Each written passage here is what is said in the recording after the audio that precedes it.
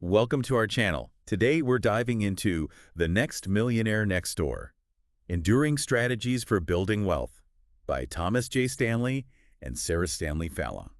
Oh, this one is a really interesting follow-up to the classic The Millionaire Next Door that came out back in 1996. Right. It gives us like this updated look at how people are building wealth today. Yeah, and over the last couple of decades. Exactly. It's so fascinating to see how some things have changed, with the economy and technology. But then there are those core principles that have Yeah. really stood the test of time. It's almost reassuring in a way, right? Like, Yeah. no matter what's going on in the world, some things just hold true. Exactly, and it reinforces that idea that building wealth is less about luck and more about Yeah. making smart choices consistently. It is. One of the things that really surprised me in this book was how many of these millionaires just don't fit the stereotype. Oh, tell me about it. I had so many assumptions going in. Right. Like you think of millionaires and you picture, I don't know, mansions and sports cars. Totally. But this book really debunks that myth. It doesn't. It shows that a lot of millionaires are actually really frugal. Yes. They prioritize value over like flashy spending. Exactly, like Ranger X Rich. Oh yeah, what a story that was. I know, right? He had all the outward signs of wealth, the big house, the fancy car, but he was actually struggling financially. Behind the facade, yeah. It's a good reminder that true wealth isn't about appearances. It's about building a solid financial foundation. It is. It is. It makes you wonder, though, how do so many people end up in that situation, like Ranger X Rich? The book points to a few factors, but one that really stood out to me was this idea of keeping up with Joneses. Oh, yeah, that's a classic. It is, and it's so easy to fall into that trap, especially today with social media. Oh, absolutely. Everyone's always showcasing their, like, perfect lives. Right, and it can make you feel like you need to have all the same things. Keep up, yeah. Exactly.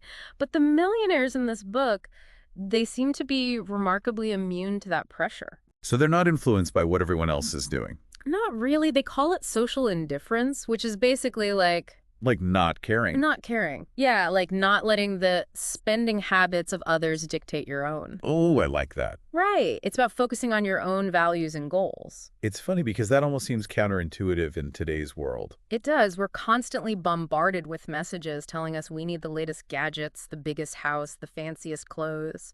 Yeah, it's like a constant stream of you need this, you need that. Exactly. But these millionaires, they're content with living below their means, driving used cars, finding joy in experiences rather than material possessions. It's like they've figured out what truly matters, you know? They have, and it's a really refreshing perspective, I think. It is. So they're not buying into the hype. Nope. They're marching to the beat of their own drum.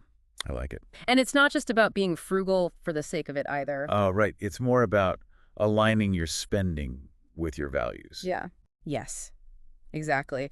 The book highlights this by mentioning the average amount a typical millionaire has ever spent on everyday items. Like jeans or a watch? Yeah, things like that. And the figures are surprisingly low. Really? It emphasizes their commitment to value over just like brand names. That's like they're thinking long term, right? Yeah, Not just about the immediate gratification. absolutely. They're playing the long game. That's smart. Yeah. It's funny because we often associate wealth with like a high income. Yeah. But one of the most interesting findings in this book is that financial behaviors are actually a stronger predictor of net worth than income alone. So it's not just about how much you make, but how you manage it. Exactly. Yeah. It doesn't matter if you're making six figures Right. if you're spending at all. It's about having those good habits. Yes, developing those positive financial habits regardless of your income level. Right, right. And speaking of good habits, they share this great example of a woman named Krisky, whose parents, like, instilled those values in her early on. Oh, Chrissy's story. I love that one. Yeah. It really shows how powerful that early exposure to, like, financial management can be. It's amazing. You know, I was thinking, for anyone listening who's, like, feeling a little overwhelmed by all this talk about financial success, Yeah. sometimes it's easy to get discouraged, Mm. especially when you see others seemingly hitting these financial milestones effortlessly. I get that. If you're looking for a little extra inspiration, check out the Affirmify Journey YouTube channel. Oh, good idea. They have some really great motivational content that can help you stay focused and like keep moving forward on your financial journey. It's so important to have those sources of inspiration, to remind us that it's possible. It is. And it's a good reminder that small steps can lead to big results, Yeah, right? absolutely. It's about building those positive habits one at a time, just like Christie's family did. Exactly. So back to the book for a sec. Besides social indifference and frugality, hmm what other key strengths did they highlight for building wealth? Discipline, perseverance, and conscientiousness were right up there at the top of the list. So it's not about being like a financial genius or anything. No, not at all. Yeah. It's really more about developing the right mindset All right. and those good habits. Makes sense. And they gave some real life examples They did. of millionaires who embody these traits. Did any of them particularly stand out to you? One that I really liked was the story about this couple Yeah. who managed to pay off a significant amount of debt just through sheer determination and discipline. Wow. They tracked their spending meticulously, cut back on all unnecessary expenses. Wow, that's commitment. I know. And they even worked extra jobs just to accelerate their debt payoff. That's incredible. It really is a testament to the power of commitment. It is. And it's a good reminder that we have more control over our financial futures than we might think. I love that. That's inspiring. It is, isn't it? It is. So they really took control and made it happen. They did. That's awesome. And speaking of taking control, the book also talks about, these alternative paths to wealth, like moonlighting and entrepreneurship. Oh, right. Like not everyone fits into that traditional 9-to-5 mold. Exactly. And for some people, those paths are more aligned with their, personality and strengths. Yeah, totally. I bet there's some really cool stories in the book about people who, like, forged their own path and found success that way. Oh, tons.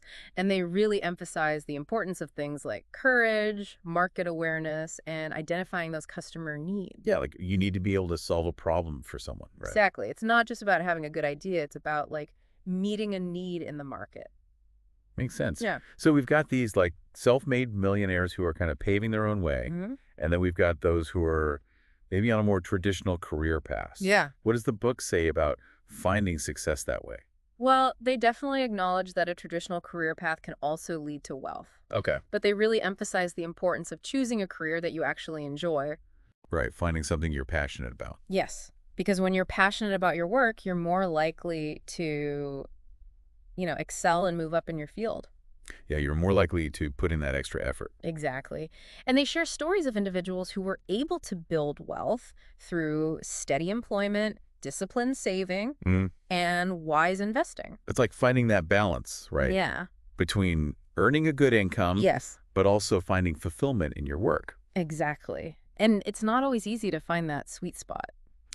It's not. Yeah. What about those who maybe haven't found that sweet spot yet? Like they're stuck in a job they don't love. Yeah. Do they have any advice for those folks? They definitely encourage people to explore other options, Okay. like, maybe moonlighting or starting a side business or even transitioning to self-employment. So like taking that leap and trying something new. Yes, exactly. It's about being proactive and seeking out opportunities. Right. Taking ownership of your career path. Exactly. And it goes back to that theme of aligning your work with your passions and goals. I love that. It's like your work shouldn't feel like a chore. Right. It should be something that energizes you. Exactly. And the book highlights how many millionaires actually chose careers that they love. Really. Yeah. Even if it meant like sacrificing some income in the beginning. Sometimes, yeah. They were willing to take those risks, Wow. pursue their passions, and build careers that brought them both fulfillment and financial security. That's so inspiring. It is. It's like proof that you don't have to choose between passion and profit. Exactly. You can have both. I love that. Right. What kind of examples did they give? I'm so curious.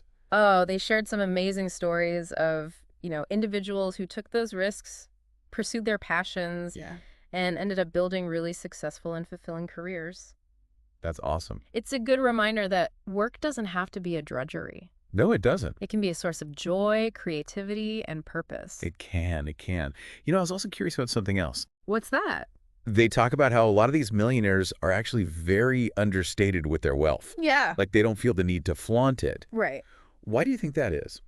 Well, the book suggests that it's often a combination of things. Okay. Like, they genuinely don't feel the need to show off. They're not driven by that desire for external validation. Right. They're not trying to impress anyone. Exactly. Yeah. They find fulfillment in their achievements and the freedom that comes with financial independence. It's more about the feeling of security and freedom Yeah. rather than the material stuff. Exactly. That's cool. It's a really down-to-earth perspective on wealth. It is. It's about defining success on your own terms, not based on what society dictates. I love that. It's like they're not playing by anyone else's rules. Exactly. Okay, so we've talked about mindset. We've talked about career choices. What about education? Like, did they find that a prestigious degree was like a must-have for becoming a millionaire? You know, it's interesting because they actually challenge that notion. Really? They do. They acknowledge the rising costs of education. Yeah, it's crazy. It is. But they also point out that attending a top-rated school wasn't a significant factor for most of the millionaires in their study. That's surprising. Right. So it's not all about the Ivy League. Not necessarily. They even highlight Tom Hanks's experience. Oh, wow. He actually attended community college. I didn't know that. Yeah. And he credits those early experiences with shaping his career and his work ethic. It's a good reminder that there are multiple paths to success, right? Absolutely. A prestigious education isn't the only key. So it's more about developing your skills, having that discipline, and pursuing your goals, regardless of your background. Exactly. And they talk about the importance of mentors, too. Well, that's a good point. Like finding people who can guide you along the way. Yes. Learning from those who have already achieved success can really accelerate your growth. It's like having a shortcut, right? In a way, yeah. But not in a, like, cheating kind of way. No, not at all. Okay, good. It's about seeking out wisdom and guidance from those who have walked the path before you. Yeah, it's like having a map. Exactly. So having a mentor can be really valuable. It can be. It can be. Okay, so we've covered a lot of ground here, We have. but I'm eager to hear more about real estate and investment. Oh, those are big topics. They are. They are. Lots to unpack there. Let's save that for our next segment. Sounds good to me. Okay, so we're back, and I'm ready to tackle investing. All right, let's dive in. This is where I think a lot of people start to feel overwhelmed. Oh, yeah, it can definitely seem intimidating. It can. But I have to say, the way this book breaks it down makes it feel a lot more approachable. It does, doesn't it? It does. It's like they demystify it. They do. Yeah. So let's talk about how millionaires actually approach investing. Okay, so one of the key things they emphasize is that millionaires are not chasing those quick returns. Oh, that's it. They're not jumping on the latest fads or trends. It's not about getting rich quick. No, not at all. They have this long-term perspective, Got it. and they're willing to ride out those market fluctuations. So they're not panicking when things go down. Exactly. They understand that the market goes up and down. Right, it's cyclical. Yes. And they're not trying to time it perfectly. That's smart because I feel like that's where a lot of people get into trouble. Oh, absolutely. Trying to time the market is like a recipe for disaster. It is. So if they're not chasing those risky bets, what are they doing with their money? Well, one of the key principles they emphasize is diversification. Oh, right. I've heard that term before. It's like that old saying, don't put all your eggs in one basket. Makes sense. So they're spreading their investments around. Exactly. They're not putting all their money into just one stock or one type of investment. So they're reducing their risk that way. Exactly. And they're investing in a mix of different asset classes. Okay, like what? Things like stocks, bonds, real estate. Right, a little bit of everything. So that if one area of the market isn't doing well, they're not completely wiped out. That's smart. It is. But I can imagine that managing all those different investments can get kind of complicated. Oh, yeah, for sure. Which is why they often work with financial advisors. Okay, so they're getting professional help. Yes. But the book also highlights that index funds have become really popular among millionaires. Index funds, I've heard of those, but I don't really understand what they are. Okay, so imagine a basket of stocks Okay. that represent a specific market index, like the S&P 500. An index fund simply tracks that basket of stocks. Okay. So when the market goes up, the fund goes up, and vice versa. So you're basically investing in the overall performance of the market. Exactly. And it's a really simple and effective way to invest in the stock market. Without having to pick individual stocks. Exactly. And historically, index funds have actually outperformed those actively managed funds. Oh, really? Yeah. So you're often better off just riding the wave of the market. Often, yes. Interesting. So does the book recommend putting all your money in index funds? Not necessarily. Okay, They definitely see index funds as a core part of a diversified portfolio. got it. But it's also important to consider other asset classes as well, like bonds and real estate. Right, right, that diversification thing again. Exactly. It's all about spreading that risk and not putting all your eggs in one basket. So real estate is still a big part of the picture. Oh, absolutely. The book shares some great examples of how millionaires use real estate to build wealth. Okay, like what? Well, for instance, one millionaire chose to live in a more modest home so he could invest more heavily in rental properties. So he's generating passive income through those rentals. Exactly. He understood the power of creating those passive income streams. That's smart. It is. Like working smarter, not harder. Exactly. And they also emphasize that building wealth through real estate takes time. Okay, so it's not a get-rich-quick scheme. No, not at all. It requires patience and a long-term perspective. So you're not flipping houses or anything like that. No, they're buying properties with the intention of holding them for the long haul. This is more about slow and steady growth. Exactly. And they're very careful about not overextending themselves financially. Right, not getting in over their heads. Exactly. Okay, so we've talked about diversification, we've talked about real estate. Mm-hmm. What about financial advisors? Okay, so they acknowledge that there are definitely pros and cons to working with a financial advisor. Okay. Like, on the one hand, Yeah. a financial advisor can provide valuable expertise. Right, like they know what they're doing. They do, and they can help you create a plan and navigate those complex financial waters. So it can give you peace of mind. Exactly, especially for those who are new to investing or who don't have the time or inclination to manage their own portfolios. Okay, so there are definitely some benefits there. There are. But of course, Yeah. financial advisors do charge fees for their services. Right, so there's a cost involved. There is. But the book argues that the benefits can often outweigh the costs.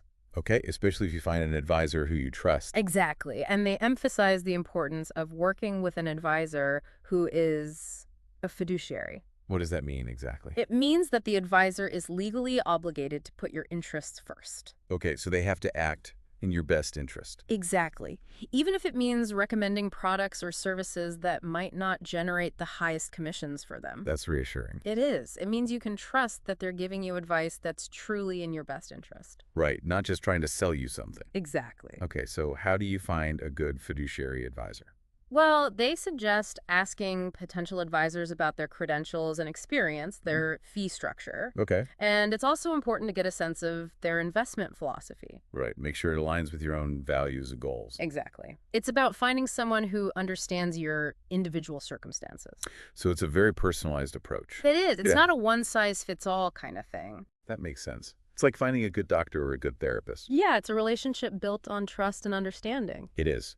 So whether you're working with an advisor or going it alone, it seems like the book is really emphasizing the importance of taking ownership of your financial future. Absolutely. It's about being proactive, asking questions, and making informed decisions that align with your values and goals. And being informed means doing your research, right? Yes, exactly. Don't just blindly follow someone else's advice. Okay, so do your own homework.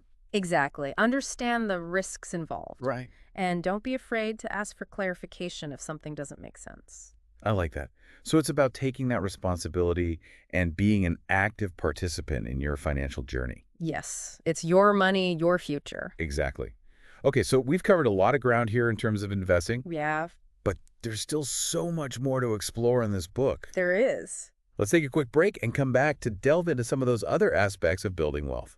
Sounds good to me. Welcome back. Ready to wrap up our deep dive into the Next Millionaire Next Door? I am. And honestly, it's been fascinating. I know, right?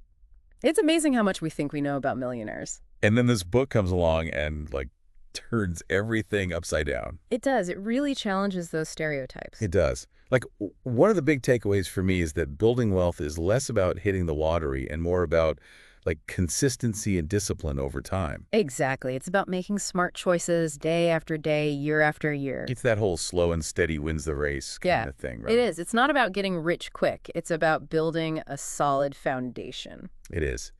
And speaking of solid foundations, let's talk about investing for a sec. Okay. Because I think that's something a lot of people find really intimidating. Oh, for sure. But the way this book breaks it down, it almost makes it seem, like, doable, you know? It does. It takes away some of the mystery. It does. It really emphasizes that You don't have to be a financial expert to invest successfully. Right. It's about understanding the basics, but also like knowing when to ask for help. Exactly. And they talk a lot about working with a fiduciary. Oh, yes. Someone who's legally obligated to put your interests first. Right. Which is so important. It is. Yeah. Because you're trusting them with your financial well-being. You are. It's like finding a doctor you trust or a lawyer you trust. Exactly. It's a big decision. It is. Do they have any advice on, like, actually finding a good advisor? They suggest asking potential advisors about their credentials and experience, their fee structure. Got it. And it's also important to, like, get a sense of their investment philosophy. Right, like make sure it aligns with your own values and goals. Exactly. It's not just about finding someone who's qualified. Right. It's about finding someone who you feel comfortable working with. Yeah, who gets you? Exactly. That makes sense. Okay, so another big thing the book emphasizes is having a clear financial plan. Oh, yes. They're big proponents of that. They are. It's not just about, like, saving money or investing randomly. No, it's about having a strategy. Yeah, a roadmap. Exactly. Like, where are you trying to go? Yeah, what are your goals? Exactly. And they talk about, outlining your income, your expenses, your assets and liabilities, your investment strategy. Right, like putting it all down on paper. Yes. So you have a clear picture of where you stand and where you want to go. It makes sense. But life happens, right? Of course. Things don't always go according to plan. Nope. So how do you adjust your plan when those unexpected things come up? Well, they recommend reviewing your financial plan regularly and making adjustments as needed. So it's not like set in stone. No, it's not. It's a living, breathing document. Okay, that makes me feel better. Good. Because I think sometimes people get so caught up in, like, making the right decision. I know. And they're so afraid of making a mistake. Exactly. But even millionaires make mistakes, right? Oh, absolutely. They make mistakes all the time. Yeah. But the key is to learn from those mistakes and adjust your course as needed. It's that growth mindset again. Exactly. It's about embracing the journey. It is. Okay, so it's not about perfection. No. It's about progress. Exactly. And being willing to adapt. I love that. It seems like that whole idea of, like, not being afraid of mistakes is a big theme in this book. It really is. They talk a lot about, embracing failure as a learning opportunity and having the resilience to keep going even when things get tough. It's not about giving up. No, it's about getting back up and trying again. I like that. And celebrating the wins along the way, right? Oh, absolutely. They talk a lot about the importance of focusing on the positive, recognizing your achievements no matter how small. Yeah. And celebrating those successes. This is that whole gratitude thing, right? Yes. Being grateful for how far you've come. Exactly. And I think that ties back to this bigger idea of creating a life of abundance and fulfillment. It does. It's not just about accumulating wealth for the sake of it. Right. It's about using that wealth to create a life that you love. Exactly. A life that aligns with your values and your aspirations. I love that. So it's about having the freedom to pursue your passions, to support the causes you care about, to make a positive impact on the world. Exactly. And it's about having the security to take care of your loved ones, your health, to live a life that's free from financial stress and worry. That's awesome. It's like they're really challenging us to redefine what it means to be wealthy. They are. It's not just about the money. It's about the life you build with it. Exactly. So it's a much broader, more holistic definition of wealth. It is. And it's one that's attainable for anyone who's willing to put in the effort. I love that. One thing that really stood out to me in this book was their emphasis on the power of small, consistent actions over time. Oh, yes. The compound effect. It is. It's not about making these huge, sweeping changes overnight. Right. It's about those little things you do day after day. Exactly. Like cutting back on your spending a little bit. Or automating your savings. Yeah. Those small changes can make a big difference over time. It's crazy how much it adds up, right? I know. And it's so much more sustainable than trying to do everything at once. It is. So it's not about being perfect. No. It's about making progress. Exactly. And if you're enjoying this episode and want to keep learning and growing, be sure to check out lingopediamagazine.com. Oh, yeah, that's a great resource. They have tons of online courses and ebooks on all sorts of topics. It's perfect for anyone who loves to learn and wants to expand their knowledge. It is. All right, so as we wrap up this deep dive into the Next Millionaire Next Door, what are some final thoughts you want to leave our listeners with? I think the biggest takeaway for me is that building wealth is not just about the money. Right. It's about creating a life of purpose, meaning, and abundance. It's about aligning your finances with your values. Exactly. And using your resources to make a positive impact on the world. I love that. It's a journey that's open to anyone, right? Absolutely. Anyone who's willing to put in the effort, make smart choices, and never stop learning. It's a message of hope and possibility. It is. And it's a reminder that we have the power to create the financial future we desire. We do. So if you're feeling inspired, take action. Yes. Start building your own path to financial freedom. Don't forget to subscribe, share, and like this episode. And be sure to check out A Firmified Journey on YouTube for some extra motivation. And lingopediamagazine.com for all those amazing courses and ebooks. Thanks for joining us on this deep dive into the Next Millionaire Next Door. See you next time.